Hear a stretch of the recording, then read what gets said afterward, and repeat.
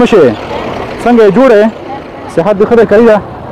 تسبیح خرڅه کور کې څوک کار نشته دی نه هیچا نشته پلار دې څه کار کوي پلار مې مریض دی مریض دی ښه دا شپه ورځ دلته ناست دی څه وایي څوک اخلي درنه تسبیح ښه دا په څو خرڅې ته دا په څو خرڅې ته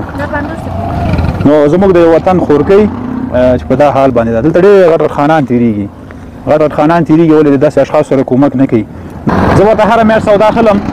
صحیح دی ته به نور نه راوځي کور نه صحیح دی انشاءالله نو دغه خورکۍ ته موږ هره میاشت سودا اخلو او دا به نور په کور کینی دا به نور دا سودا نه خرڅوي صحیح دی صحیح دی انشاءالله ته به واده کوې بیا به نه راوځي صحیح دی انشاءالله ځکه په دې سړک چې کینې دا خو بده خبر ده نو زه به تا ته هره میاشت سودا اخلم او نمبر به در کوم چې کله میاشت پوره کېده ما ته به زنګ ووایي صحیح دی انشاءالله نور به سړک ته نه راوځي صحیح دی بس زه درته سودا نه دی میرات عشق دومره آسان ژوندون ډېر یې په والله کړم پریشان ژوندون ډېر یې په والله کړم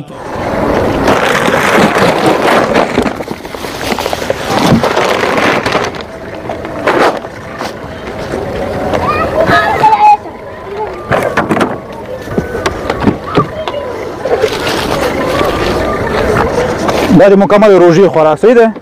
او بیا هم چې خلاص شو ما ته به زنګ وایي صحیح دی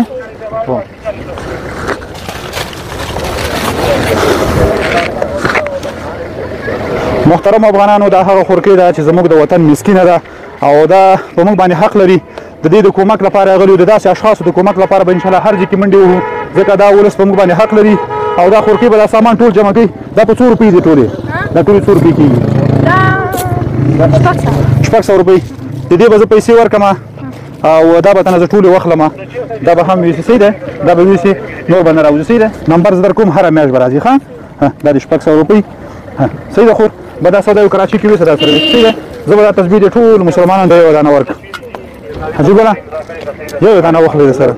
چا چې هم د مینې زهر څکال دی چا چې هم د مینې زهر څکال دی چا چې هم د مینې زهر څکال نو داسې وطندارانو سره کومک پکار دی الحمدلله موږ هغه مظلومه خورکۍ چې پلار یې معیوبه و خوشحاله مو کړله او سودا مو ورته واخیستله تل به وي په غر یا بیابان ژوندون ډېر یې په والله کړم پریشان